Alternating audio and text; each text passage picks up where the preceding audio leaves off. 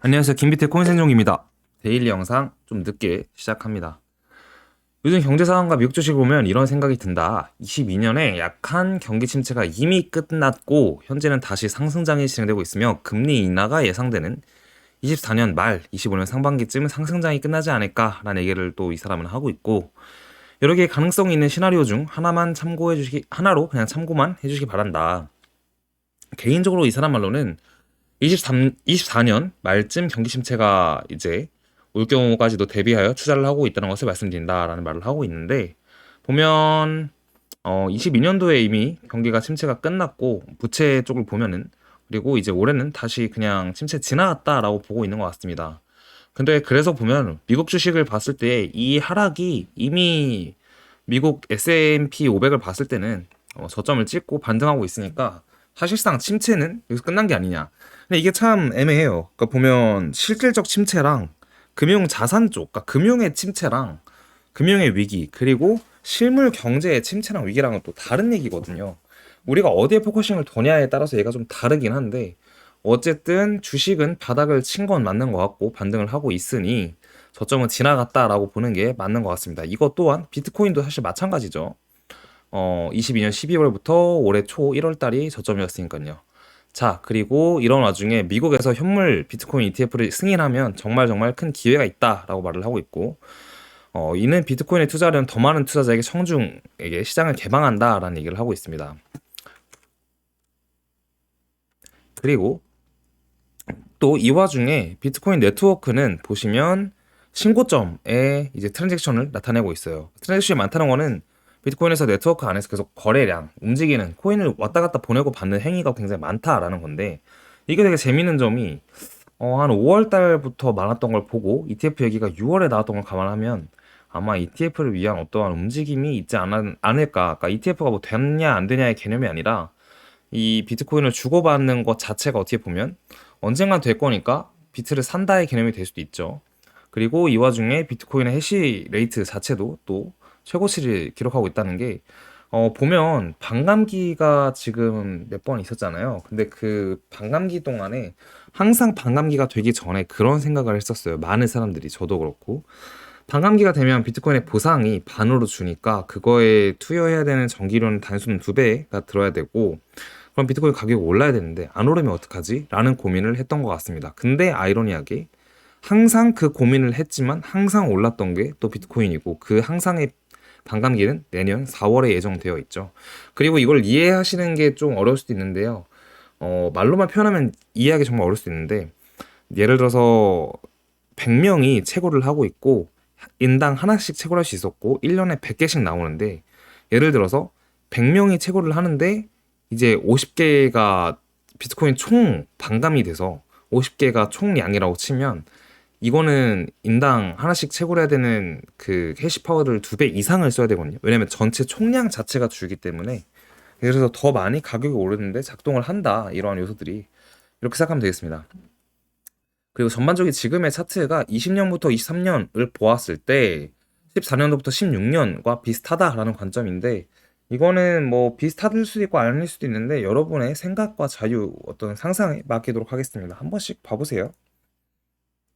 그리고 반대로 지금이 19년 말 20년 초와 상당히 유사하다라는 얘기도 나오고 있습니다. 그렇다면 우리는 일단 오른다라는 가정이 들고 이 가격이 아마 32K 정도가 되지 않을까라는 생각이 들고, 이후에 코로나 빔이 있었어가지고 이렇게 떨어졌는데 또 한 번의 코로나처럼 뭔가 블랙 스완이 있다면 또 이렇게 떨어지겠죠. 어쨌든 우리는 여기 있는 것 같다라는 게 이 스큐의 얘기입니다. 자, 그리고 오늘 중요한 금리 인상 얘기가 있었죠. 근데 금리는 일단 동결이 되었었고, 연준은 금리 인상을 일시 중지하고 금리를 유지한다. 연준 관계자 12명 한 차례 금리 인상 추가를 할 예정이다. 그러니까 지금 파월 연설에서도 올해 안에 한 번은 더 금리를 인상할 것 같다라는 얘기를 하는 사람이 과반수, 그러니까 대다수, 과반수는 아니고 대다수다, 이렇게 얘기를 했고, 나머지 7명은 더 이상 금리 인상 안 한다라고 얘기했는데, 데이터 얘기를 하니까 할지 안 할지는 일단 모르겠습니다. 근데 제가 느끼기로는 오늘 파월이 얘기한 내용을 쭉 보았을 시에 지금 금리가 높게 유지가 되어 있어서 약간 기업들이 투자를 하고 또 기업 자체도 힘들어 한다. 고용시장은 완화가 되고 있으며 또 아까 보니까 금리 때문에 이제 뭐 많은 사람이 힘들어하고 있다. 이런 얘기의 뉘앙스를 지속적으로 풍긴 걸 본다면 아마도 금리를 조심스럽게 이제 인상을 안 하지 않을까라는 생각이 들기도 합니다. 그리고 데이터에 따라서 또 얘기가 달라질 수 있겠죠. 그리고 연준은 장기적으로 금리 인상을 예상한다. 이 얘기는 뭐 금리 인상은 한 번 남았다고 했고 내년에 금리를 두 번 내릴 걸로 예상을 한다라고 되어 있는데 또 말씀드릴게요. 그리고 연준은 2024년 인플레이션을 2.6%로 예상하고 있다라는 얘기입니다. 그러니까 내년에는 2%대로 들어온다. 이렇게 얘기를 하고 있습니다.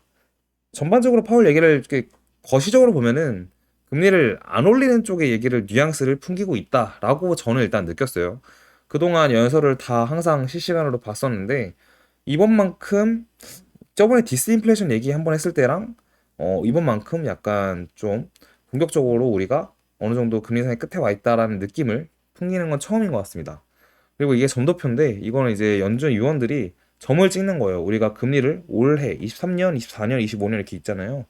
올해 어디까지 예상하고 있는지 보면 지금이 5.5%인데 여기가 5.5와 5.75 사이 구간이에요. 지금 보시면. 그래서 금리를 한 번 더 올리거나 아니면 여기서 금리 인상이 끝나고 올해는 지나간다라고 보는 것 같고 내년을 보면 좀 재밌습니다. 지금 점도표 상으로는 5.5에서 보시면 아래 4.75니까 일단 내려간다라고 보고 있는 것 같아요. 그래서 내년에 금리를 두 번 내릴 걸로 예상하고 있다라고 파월이 얘기를 했으니까 어쨌든 내년에 금리를 내린다라는 건데 금리를 또 내린다고 비트가 오르는 것만은 또 아닙니다. 그래서 그 부분 참고하시는 게 좋을 것 같아요. 자, 그 와중에 차트를 보면은 15분, 3시 딱 이때부터 위아래 움직임이 계속 나오고 있어요. 그러니까 시장 자체도 어느 한쪽으로 방향을 잡고 있진 않고 뭐 저희가 지난 영상에 설명을 드렸던 것 같은데 만약에 바로 오른다고 한들 너무 많이 의미를 두지 말라 이제 그런 얘기를 했던 기억이 있습니다.